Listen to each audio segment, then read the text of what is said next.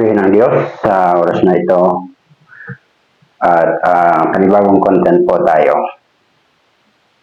So, ang content po natin ngayon ay kukunin natin dito sa Acts chapter 9. Ito ay prophetic word at prophetic revelation of prayer. So, before tayo mag-start, mag-pray po muna tayo dahil ang ating pong content ay tungkol sa prophetic words and revelation of prayer. Ama, salamat sa oras na ito. Kami lumalapit sa iyo at para pumaba humingi ng tawan. Sinsama mo namin ang banal na dugo ng Panginoon Kristo at tumigi sa rostro ng Kalbaryo upang kami ay iyong linisin para banalin sa pamagitan ng banal na dugo. Sa aming pagpapatuloy sa pag-aaral ng mga salita, gabayan mo po ang bawat isa sa amin. Aming maunawaan ang mga salita ay kalooban tungkol sa prophetic word and revelation of prayer. Ito ang isang magdalangin. Salamat sa presensya ng Holy Spirit na siyang patuloy na nagkagabay na tuturo ang kahayag ng mga lalim ng mga bagay ng Diyos. Ito ang isang magdalangin sa pangalan ng Panginoon Jesus. Amen. Dito sa Acts chapter 9 verse 1 to 22, dito ating makikita yung buhay ng isang tao na kung paano binago ng Diyos yung direksyon ng buhay niya. Sapagkat kung paano binago ng Diyos, natagpuan niya habang siya naglalakad, sinalubong at nagpakahayag ang Panginoon sa Kristo sa kanya na siyang susi upang mabago ang kanyang puso, mabago ang kanyang prinsipyo, at mabago ang layunin niya sa buhay. Sapagkat alam natin na kung bakit siya pumaroon sa isang lugar, taglay niya ang authority, taglay niya ang kapangyarihan na alinsunod sa pagkasunduan lahat ng mananampalataya na tumatawag sa pangalan ng Panginoong Kristo ay huhulihin at gagapusin, dadalhin bihag, dadalhin sa Jerusalem, isusurrender sa mga eskriba at sacerdote. Pagkat ng mga panahon na yon, para sa kanila ang paniniwala tungkol sa pangangaral at sa pangalan ni Jesus ay isang maling aral para sa kanila. So dito ating makikita na kung paano binago ng Diyos yung puso niya, paano binago yung kanyang direksyon ng kanyang buhay, at kung paano binago ng Diyos yung kanyang layunin sa buhay niya. So dito natin makikita na sa buhay ng taong ito na ang pangalan niya ay Saulo. So dito makikita natin na dito binigyan ng Lord ng prophetic word. Binigyan din niya ng prophetic revelation of prayer na after ng message na ito ay ipapanalangin natin na magkaroon ito at dadalhin ito ng Diyos sa katuparan. So dito pinapakita na itong si Saul ay siya ay isang Hudyo. Si Saul ay isang Hudyo mula sa lahi ni Benjamin. At kung titingnan natin yung kanyang relihiyon ay Judaismo. So yung Judaism ay ito yung relihiyon ng mga taong Hudyo na ang ibig sabihin ng Judaism is the monotheistic religion of the Jewish people. Yung salitang monotheistic is ang pakahulugan nito ay naniniwala sila na iisa lang ang Diyos.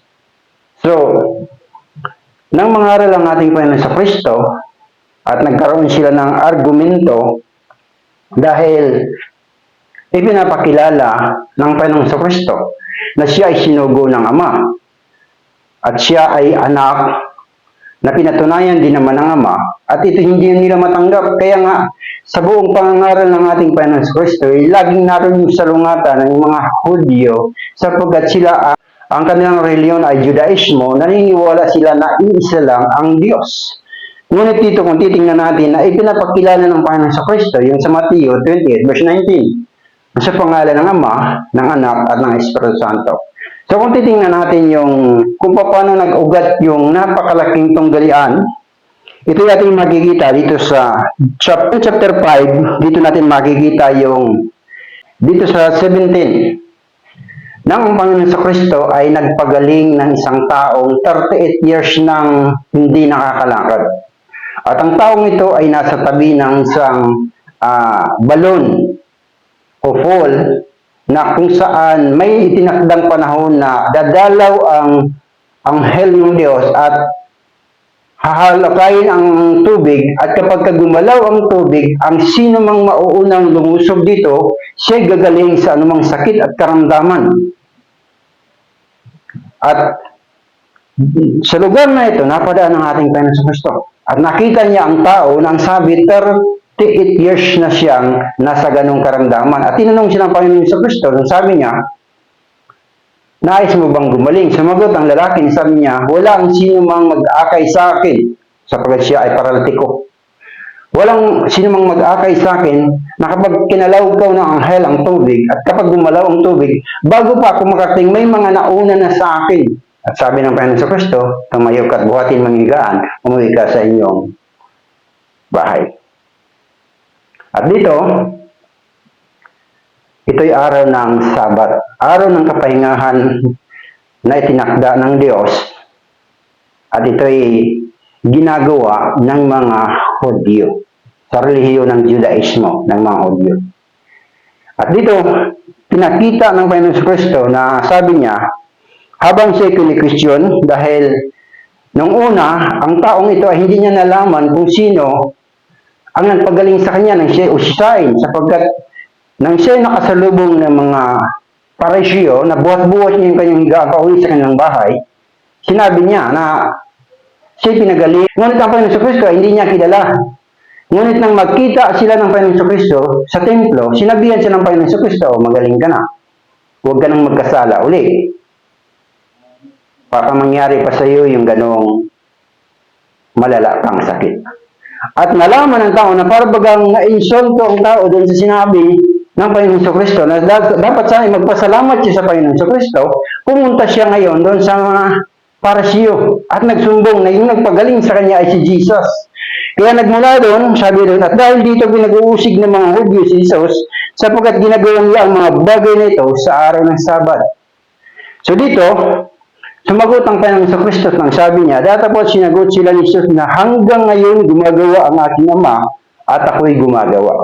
Dahil dito nga'y lalong nang pinagsisikapan ng mga Hudyo siya patayin, sapagkat hindi lamang sinira ang araw ng Sabat, kundi tinawag din naman na kaniyang sariling Ama ang Diyos, na siya ay nakikipantay sa Diyos. So ito yung paniniwala ng mga Hudyo.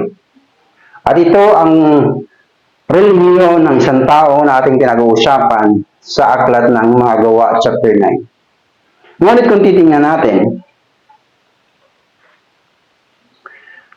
natin yung plano at layunin ng Diyos,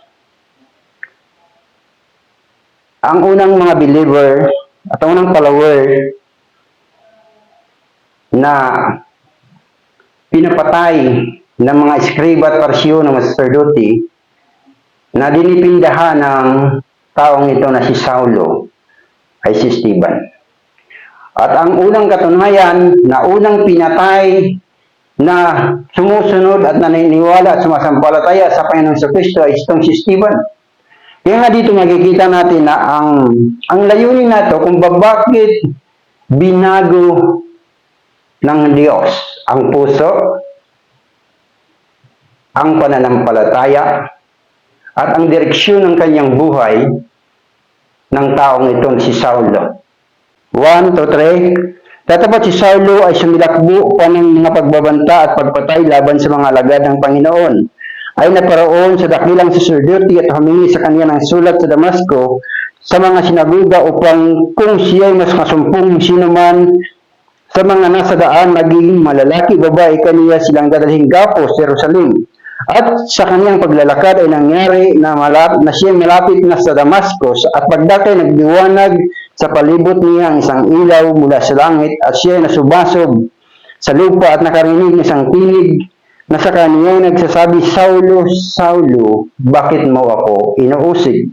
Ngunit nang sinabi niya, sino ka baga Panginoon? At sinabi niya, ako'y si Jesus na iyong pinag-uusig. Ngunit magtindig ka at ikaw ay pumasok sa bayan at sasalitain sa iyo ang dapat mong gawin. At ang taong kasama niya sa paglalakad ay ang atilihan na hindi makapagsalita, na naririnig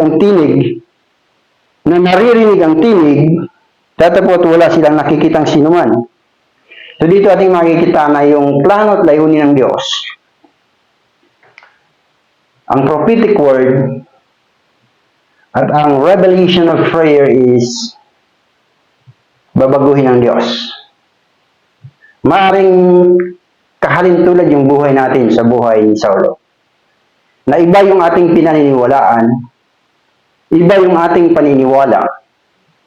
Maaring ang ating paniniwala ay nakikibaka tungkol sa tunay na mananampalataya ni Jesus.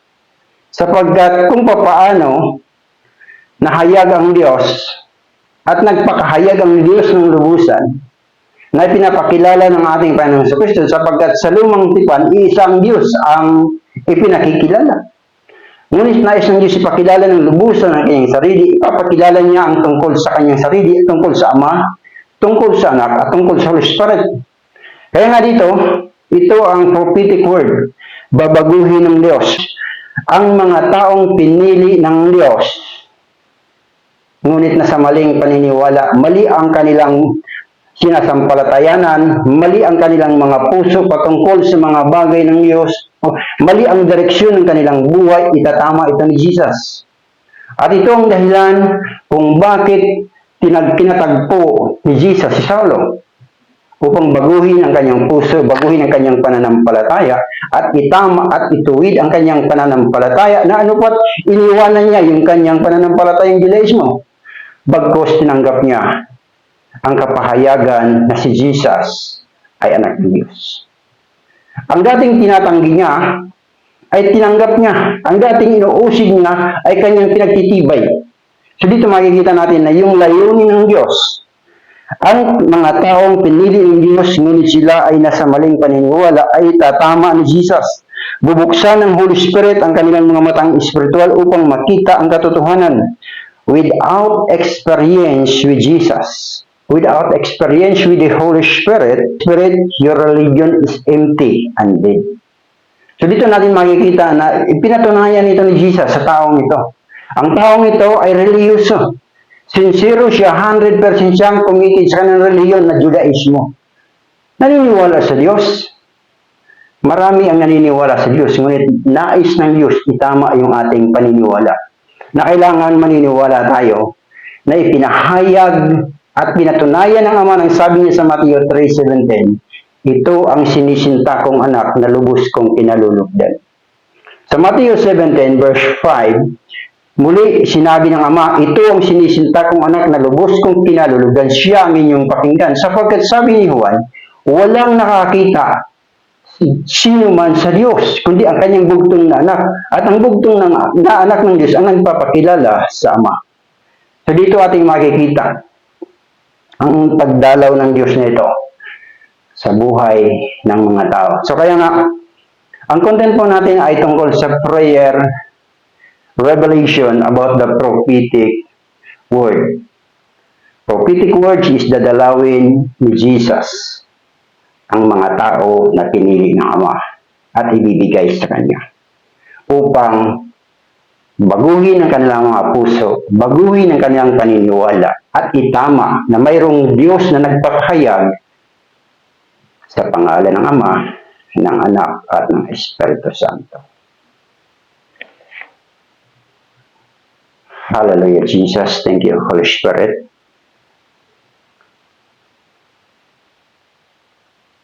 Tulad ng iyong sinabi, 72 hours of spiritual breakthrough na kung paano dinalaw mo si Saulo sa daan Panginoon sa Kristo. At binago mo ang kanyang puso, itinama mo ang kanyang pananampalataya tungkol sa pagkakilala sa isang tunay at buhay na Diyos na ipinakilala ng anak ng Diyos na buhay na pinagtiway ng Espiritu Santo. Dalangin ko, Ama, ayon sa iyong salita, yung mga pinili mo, Ama, buhat pa ng una, ay dalawin ng Panginoon sa Kristo. Na kung paano sa pagdating ng Holy Spirit ay lubusang mabago ang puso pang-igabay sa buong katotohanan sa pamagitan ng Holy Spirit. Ama, sa oras na ito, ang samot dalangin ko alinsunod sa iyong salita. This is the prophetic word and prophetic prayer of revelation. Lord, I pray in the name of Jesus.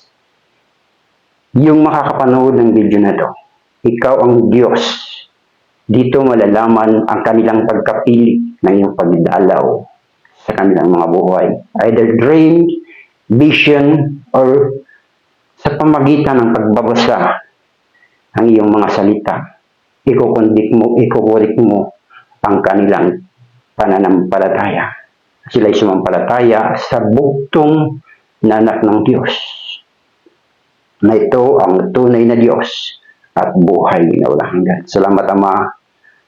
Ako nagpupurit ng papasalamat sa iyong mga salita that 72 hours spiritual breakthrough ang iyong pagdalaw upang mabago ang kanilang mga puso at kanilang pananampalataya upang makilala sapagkat sinabi ng iyong salita,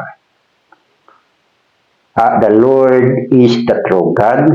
He is the living God and the everlasting King. Jeremiah chapter 10 verse 10. At sa Matthew 16:16, sinabi mo that Jesus, the Son of the living God, Jesus is the Christ, the Son of the living God. Ama, salamat. Pagpalain mo ang bawat isa na makapanood ng video nito. Dalhin mo sa katuparan, alinsunod sa tipan at pinagkatipan mo. At dadalhin mo sa katuparan ang iyong salita. Your duty is to fulfill every detail of the Father's plan and purpose. My duty is to share, to preach, to pray, and release the prophetic revelation, prophetic word na bibisatahin mo at babaguhin mo ang kanilang mga puso, ang kanilang mga buhay. Alinsunod sa iyong plan at layunin upang itama mo at ihanda mo sapagkat malapit na ang rapture. Salamat, Ama. Salamat, Holy Spirit, sa iyong wisdom, knowledge, understanding, and revelation. Nangyari ang ayon sa iyong sinalita. This is my prayer. All praises, thanksgiving, and adoration are yours, Father, in the name of Jesus. I pray. Amen.